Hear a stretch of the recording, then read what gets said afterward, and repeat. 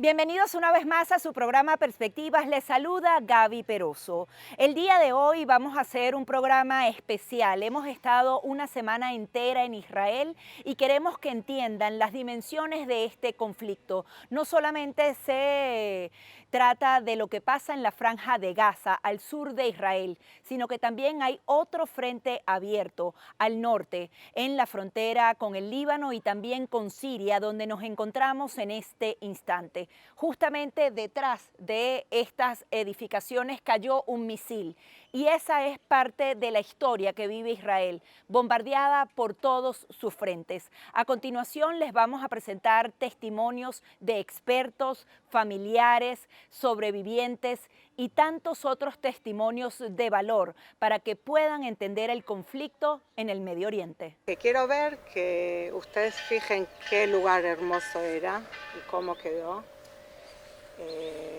Que tengan en la mente que todavía hay 59 personas que los agarraron de casa, si no es la casa de acá, es en otro kibutz o en la fiesta, en donde sea, y que hay que hacer todo lo posible para que lleguen acá. Después lo que se hace, que hagan con Asa, y no me importa. Primero que lleguen acá y que estén acá. Tienen que entender que la gente que está, nosotros tenemos todavía 14 personas del kibutz que están adentro, y hasta que no salgan, el kibutz no se puede empezar a levantar de lo que pasó. Y es muy importante para la salud de todos, también de mi mamá y de todos los que estuvieron adentro, que sí salgan la gente, y ahí se va a poder empezar a a respirar. Continuamos en este programa especial Perspectivas desde Israel. Ahora nos encontramos en el kibbutz Nir Oz, una comunidad que fue atacada brutalmente el pasado 7 de octubre de 2023. Quiero que vean algunas de las banderas que se encuentran allí, marcan que cada persona fue secuestrada dependiendo de su residencia, y ahí ven parte entonces de la devastación que vivió esta comunidad. Al día de hoy, 14 personas que vivían en este kibutz que se encuentra al sur, muy cerca de la Franja de Gaza, continúan secuestradas. Es por ello que hemos hecho este viaje especial hasta Israel para entender entonces esas negociaciones que se están dando, porque ahora la prioridad número uno es precisamente la liberación de esos rehenes. Pero quiero poner para ustedes las declaraciones que nos fue dando casa a casa, comunidad a comunidad, Natalia, quien es la hija de Ofelia, una de las secuestradas ese 7 de octubre de 2023. Ella pasó más de 50 días en cautiverio y sufrió unas lesiones muy graves en su mano porque ella trató de impedir que los secuestradores ingresaran y recibió varios impactos de bala en su mano. Veamos lo que decía sobre su madre y también sobre esta comunidad que era su familia. Unas 400 personas vivían aquí en este kibutz y de cada 4, una fue secuestrada o asesinada acá en Israel. 400 personas. En ese día estuvieron 386 gente en el kibutz, y 117 o murieron o los secuestraron. Entraron por 3 lugares, entraron por el portón que entraron ustedes, entraron por el portón de atrás y entraron por la franja, la valla. Le daban una botellita chiquita de agua, que media botella con medio... la botella era así, pero le daban media botella, entonces ella se dejaba la botella para la noche porque se le secaba mucho la boca. Le daban, dijo una cosa así de pita, que es un pan para comer, no todos los días. Y hizo algunas cosas para estar bien. Ella sintió que se iba a poner loca también de estar sola, de no hablar con nadie, de no comer, de no tomar. Entonces un día dijo, Felia, tengo que hacer algo. Entonces vio que hay como un cuaderno y le pidió a la tipa si puede dar el cuaderno para escribir a la familia. Entonces le dijo, ¿cómo vas a escribir? ¿En qué? Entonces le dice, yo soy castellano, fui maestra en Argentina, voy a escribir en castellano porque es mi vocabulario. Y empezó a escribir. Y hizo 53 hojas que cuenta lo que le pasa. Se dio cuenta que es octubre, que son todos los cumpleaños de nosotros, los hijos, los sobrinos. Entonces hacía como torta, dibujaba torta y nos decía cosas a cada uno de nosotros. Cuando le dijeron que se pasa de lugar, intentó guardar el cuaderno abajo de la ropa que le hicieron y se dieron cuenta, entonces le hicieron levantar la mano, se cayó el cuaderno y le vinieron y le quemaron el cuaderno. El cuaderno no lo puso, no pudo agarrar, pero hoy está haciendo el cuaderno de vuelta, está pensando lo que escribió y escribiendo de vuelta. Hizo otra cosa, me dijo cuando volvió, dice, Nati, hice algo que nunca en la vida hice, robé. Le digo, ¿qué robaste? Me dice, robé 3 tomates y los puse en algunos lugares de la pieza. Cuando no me dieron comida, tenía los tomates para comer algo. Y hizo otra cosa para saber en dónde estaba, en qué tiempo pasó en el día. No sabía si era mañana, si era noche, si era el mediodía. Entonces se acordó que los árabes rezan. Acá a las 4 de la mañana se puede escuchar que los árabes de Asas rezan y se escucha el muazzin. Se llama muazzin, ¿cómo se dice? Muazzin. Sí.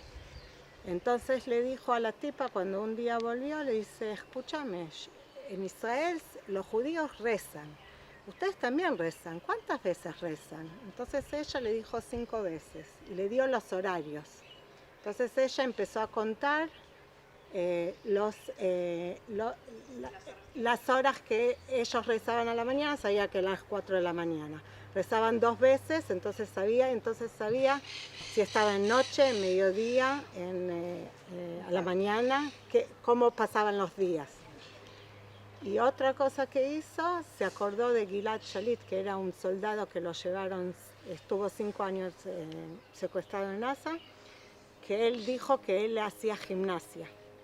En donde estaba él se levantaba y ella sentía que las piernas le estaban endureciendo, la mano estaba herida, estaba mal, pero las piernas tienen que hacer. Entonces cuando ellos salían de la casa, ella iba caminando, ellos le dijeron, vos de la pieza al baño, no podés otras cosas.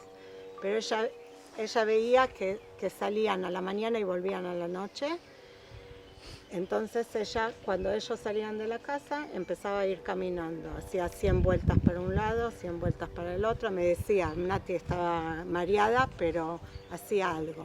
Y también se dio cuenta que la mano de ella no la puede mover. Entonces se ponía en la pared y hacía como fisioterapia en la pared y se hacía bien para estar bien en la mano. En un día, mamá está mal de la mano, le sacan fotos y ellos dijeron que los árabes, los que la agarraban, primero recibían plata. Todas las noches venía alguien a pagarles porque están agarrando a una judía en la casa. Entonces le pagaban y ellos dijeron que es como la madre de ella. Y ella estaba mal de la madre, en la mano, le sacaron una foto y mandaron a un hospital la foto, diciendo que ella es la madre de ellos, que Israel tiraron y está herida. ¿Qué se puede hacer con la mano? Entonces en el hospital vieron que está mal, entonces le dijeron que tiene que traer a la mujer al hospital. Ahora en el camino la visten como árabe y le dicen, vos no hablas de nada. Te preguntan algo, vos decís sí o no, pero no hablas no en hebreo, no en inglés, no en castellano.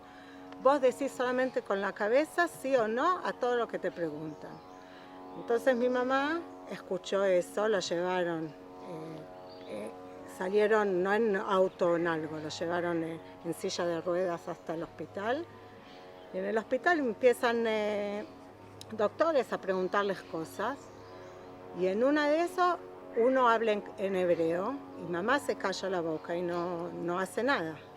Entonces la tipa le dice, con él podés hablar en hebreo, podés contestarle. Cuando le da la porción de decir, entonces él le pregunta, ¿cuántos años tenés? ¿De dónde sos? ¿Cómo te llamás? Y quiero teléfonos de tu familia. Teléfonos de mi familia, ella dijo que no se acuerda, que le llevaron el teléfono por miedo que nos hagan algo a nosotros.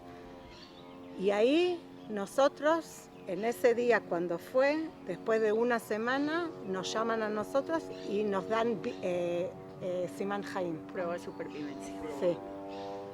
Ahora, el cuento que les cuento del hospital, solamente cuando ella volvió pudimos hacer como nosotros subimos que está en vida. Fue un mes después que la secuestraron. Yo estaba en un hotel, no les cuento la alegría y los gritos que pusimos, que sabemos que está con vida, porque hasta ese día no sabíamos si está muerta, si está en los sadot, ¿cómo se dice? Los campos. En los campos tiradas y nadie los vio, o que alguien las llevaron y no dijeron de ella nada, porque había familias, gente que llevaron a gente y dieron plata a ellos, como Sahar Be'anashim, ¿cómo se dice? Tráfico de... Un intercambio. Entonces dije, puede ser que alguien la agarró y no cuenta a los terroristas que está dentro de la casa. Los gritos que dimos ese día, como si fuera que me dicen que tu mamá vuelve, de la alegría que sabíamos que la agarraron, que está en vida. Cuando ella vuelve y cuenta del hospital, nos dimos cuenta donde Israel tuvo Meidá, información y nos dio a nosotros. ¿Qué es un kibutz? Un kibutz yo explico como niña. Bueno, yo no dormía con mis padres. Acá hay casas de niños que estábamos todo el día hasta las tardes y a la tarde volvíamos a casa de los padres. Nos encontramos en donde se celebró ese 7 de octubre el Festival Nova y me encuentro con Laura Malo, una de las sobrevivientes, y pasó las horas más terribles de su vida. Quería que nos comentaras lo que fue ese momento. En principio, aquí vinieron a promover la paz y simplemente a bailar. ¿En qué se tornó luego? Pues estábamos aquí todos disfrutando, bailando de la música, de la paz, de la libertad. Y a las 6:30 de la mañana empezaron los ataques. Toda esta zona que estás viendo aquí, este era el escenario principal, donde toda la gente estaba bailando, donde hoy en día después se derramó acá mucha sangre, en este mismo lugar, y se convirtió en el peor día que se puede imaginar. Sí, aquí hay algunas de las fotografías de quienes te acompañaban, Sí, está cerca. por la parte de allá. Sí, si quieres vamos caminando y me vas contando, tuviste casi 16 horas hasta finalmente poder tener el rescate. Estuviste sin tomar agua, sin comer. Coméntanos un poco cómo pudiste sobrevivir. Pues después de que nos dispararon, balacearon mi auto y yo y mi amigo Itamar nos chocamos. Empezamos a correr por nuestras vidas hasta que llegamos a un invernadero abandonado al lado del Kibbutz Nir Oz, donde estuvimos ahí las 16 horas. Fue muy duro porque no solamente sientes el miedo, sino la incertidumbre.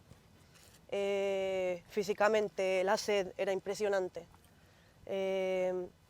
No teníamos comida, no teníamos nada, la comunicación también al principio muy poca y ya después yo alcancé a llamar a mis padres a despedirme y a mandar mi ubicación, pero tú no sabías si ibas a vivir, tú no sabías si te iban a rescatar o si te vas a morir de sed o de hambre o porque te iban a agarrar y te iban a matar. Tú hablabas del mensaje que te dio tu papá cuando tú creías que te estabas despidiendo para siempre. Sí. ¿Qué te dijo él? Mi papá, en realidad tengo una grabación que casualmente se grabó, luego me di cuenta unos días después, donde mi papá me dice que no tenga miedo de lo que me pueda pasar, que sea la voluntad de Dios lo que vaya a pasar, que no tenga miedo, que yo esté tranquila, que yo esté en sus manos y que si tiene que ser la voluntad, si la voluntad de Dios es que yo no esté ese día, que ese sea mi último día, pues que él lo iba a aceptar y que yo también lo tenía que aceptar. En otras palabras, mi padre me entregó a Dios, se puede decir. Pero yo acepté esas palabras y yo recuerdo que cuando yo estaba allá me dieron fuerza para aguantar, porque me fié en Dios porque no tenía otra opción. No había policía, no había ejército, estábamos solos, horas enteras solos. Y literalmente lo único que tenías era la esperanza. Eso era lo único que tenías, no tenías nada más. Y bueno, si no te fías en la fe en ese momento, entonces ¿en quién te fías? Sí, tú nos decías que muchos de los que estaban aquí habían ciertos ataques de la Franja de Gaza, no en la magnitud del 7 de octubre, pero que por un momento pensaste que era algo de lo que han venido normalizando, de esos ataques continuos. Háblanos de eso, por favor.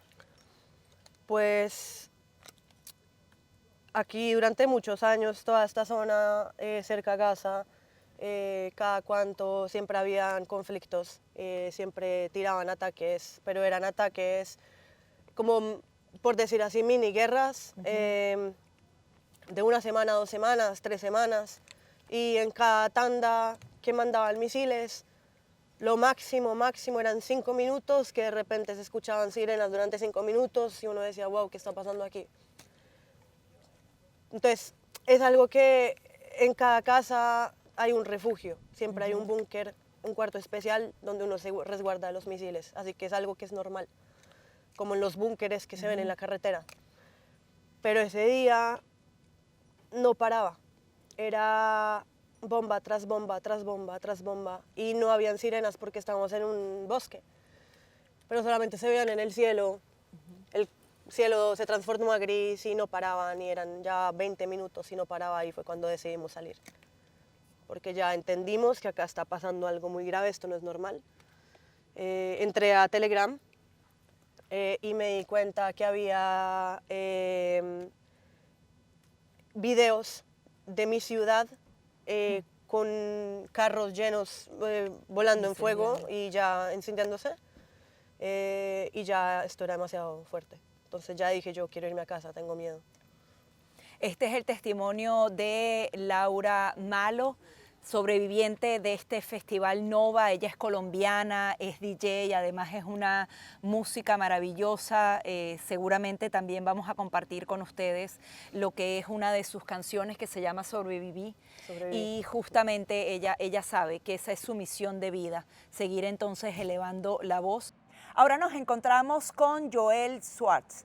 Él es historiador y analista político. Quería que nos ayudara a entender un poco, a partir de la propuesta del presidente Donald Trump, que hablaba de una ocupación de la Franja de Gaza, se han dado una serie de reuniones que podrían enmarcar un cambio definitivo en ese lugar de conflicto. Su análisis al respecto. Mire, yo creo que la propuesta del presidente Trump lo que ha hecho sobre todo es generar una serie de reacciones, tanto en Israel como en el mundo árabe, tanto de los países árabes como de los propios palestinos, y en ese sentido creo que es una propuesta positiva, no porque sea necesariamente algo factible o algo que pueda llegar a realizarse. De hecho, nosotros hemos visto que después de la propuesta ya han salido personas de la propia administración, inclusive el propio secretario de Estado Marco Rubio, a explicar que no se trata de una ocupación militar americana, de que esto se realizaría solo en una segunda etapa después de finalización de la guerra, de que Israel le entregaría la Franja de Gaza a Estados Unidos. O sea, la propuesta ya ha sido matizada dentro de la propia administración americana. Sin embargo, creo que lo importante de la propuesta es que ha generado olas, ha generado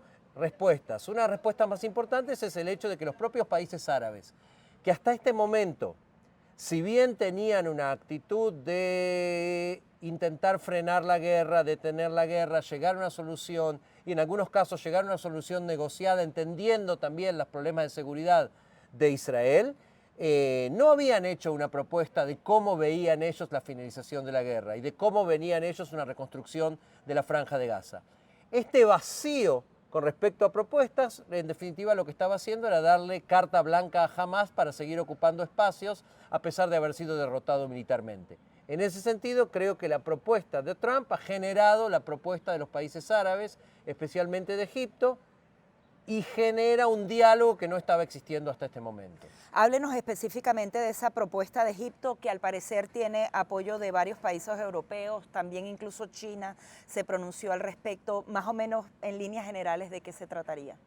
Bueno, la propuesta egipcia, que cuenta con el aval de Qatar, que cuenta con el aval de Arabia Saudita, que cuenta con el aval de los Emiratos, y que en las últimas horas inclusive China y varios de los países europeos, Alemania, Italia, Francia, el Reino Unido, han manifestado que están a favor de esta propuesta, a pesar de que ya fue rechazada por la administración americana.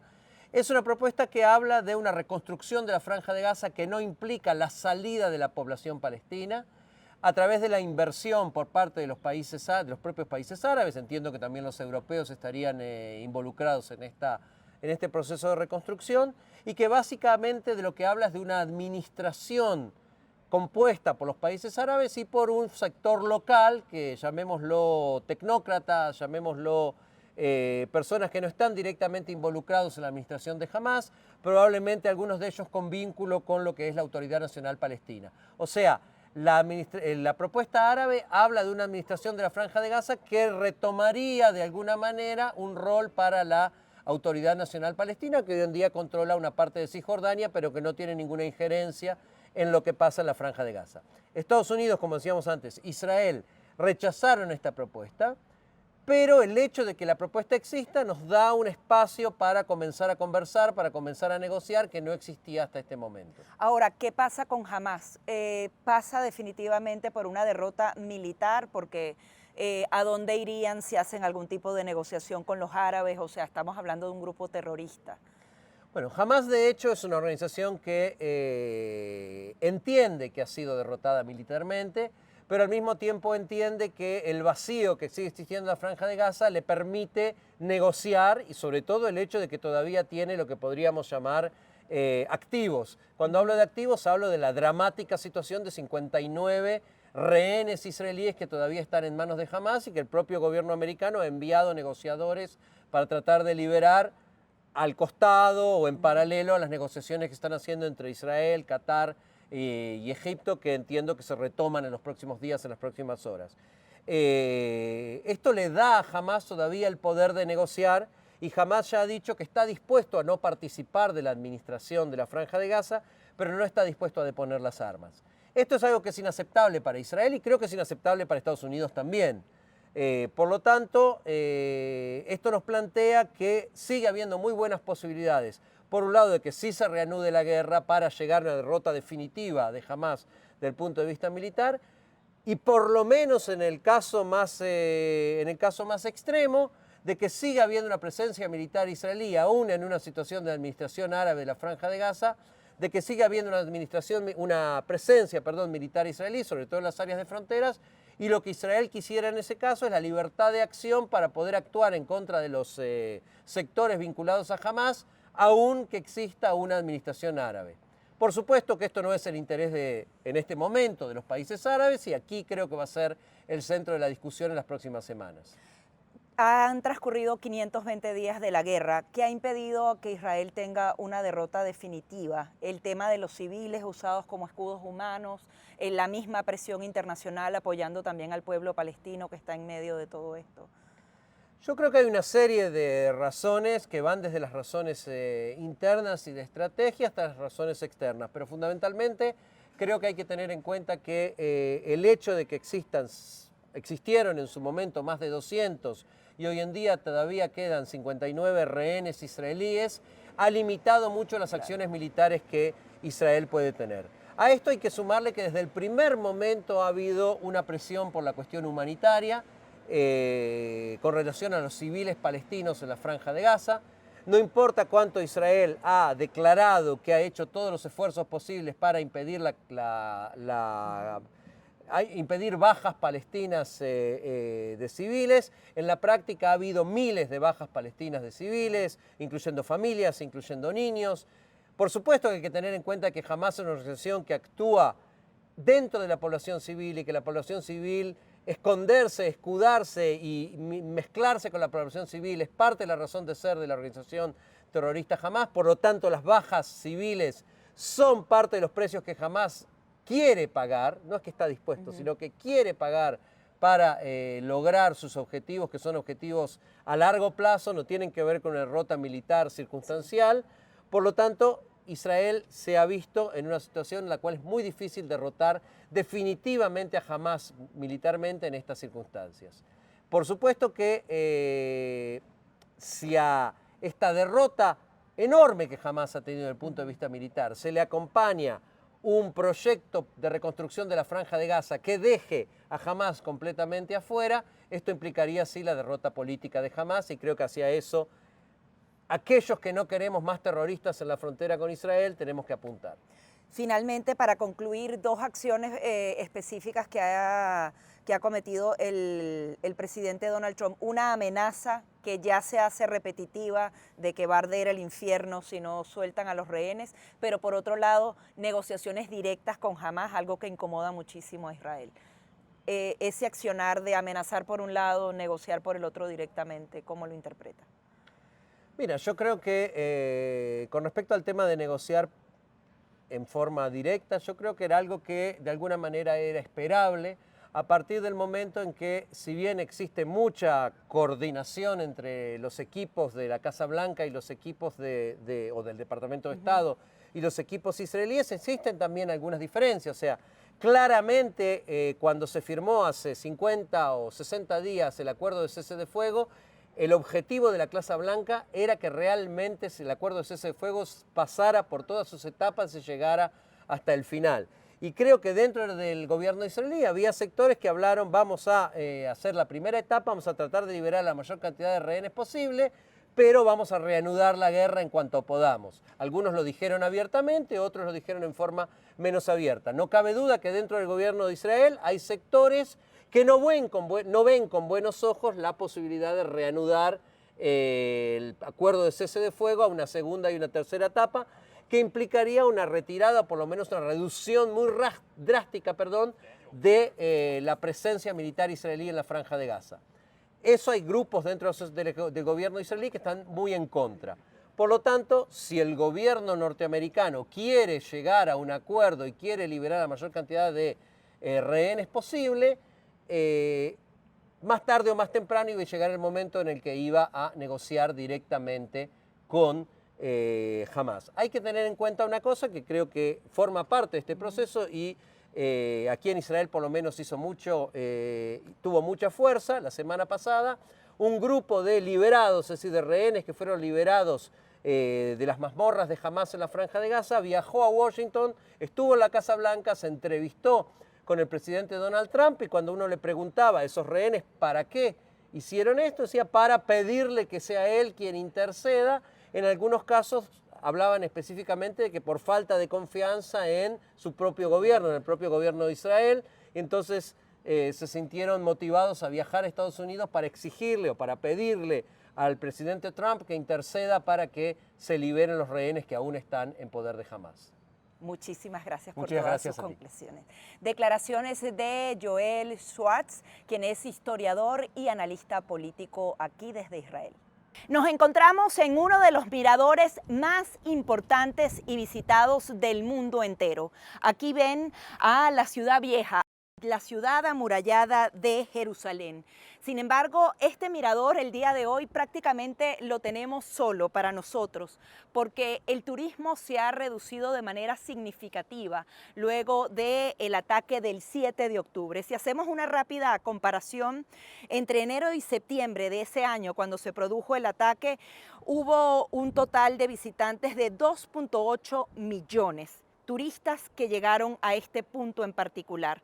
Sin embargo, cuando haces la comparación de enero a septiembre de 2024, no llega al millón. Incluso hablan de una reducción de hasta el 73% en este concepto. Una pérdida multimillonaria para el pueblo de Israel. Se estima que pueden ser más de 5.000 millones de dólares que han dejado de percibir por este concepto. Vamos a seguir dándoles algunos datos de cómo impacta todo el conflicto bélico que se vive en la Franja de Gaza y también al norte de Israel.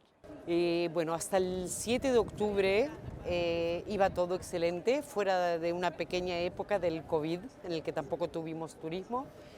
A partir del 7 de octubre se puede decir que de 100 bajó a 0 el turismo, tampoco local, tampoco había turismo local.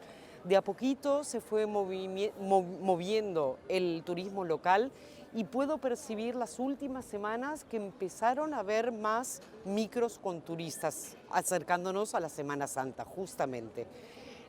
Pero nada en comparación a lo que era en la época antes del COVID y antes del 7 de octubre. El turismo ha sido gravemente afectado. No hablo solamente de guías, que es mi profesión, hablo de restaurantes, de hoteles que fueron utilizados para los evacuados en vez de para turistas. Y solo ahora se empieza a vislumbrar, creo que tiene que ver con la liberación de rehenes, con el cese de fuego, y esperamos que continúe para que llegada la Semana Santa podamos recibir, como todos los años, a todos los turistas que vienen a este lugar que fue tan importante en la historia del cristianismo, la última semana de Jesús.